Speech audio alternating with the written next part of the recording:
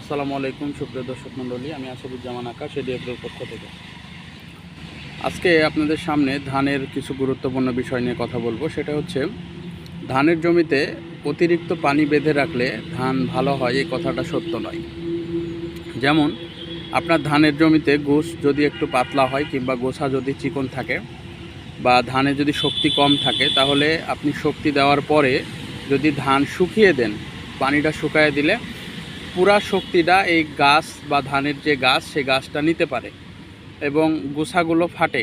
এই যে দেখুন আমাদের এই যে এই গোছাগুলো, এই যে এগুলো কিন্তু পরে বের হয়েছে। এই যে আমরা যখন এই জমিগুলো শুকিয়ে দিয়েছি, শুকিয়ে দেওয়ার পরে কিন্তু এই গোছাগুলো বের হয়েছে দেখুন। তো ধানের গোছ যদি আপনি মোটা করতে চান, ফলন যদি বৃদ্ধি করতে চান, অবশ্যই আপনাকে জমি এই যে শুকিয়ে ফেলতে হবে। জমি শুকিয়ে গেলে এই ধানগুলোর গোছাগুলো ফেটে অনেক মোটা হয় এবং ধানের ফলন ভালো হয়। ধন্যবাদ দর্শক।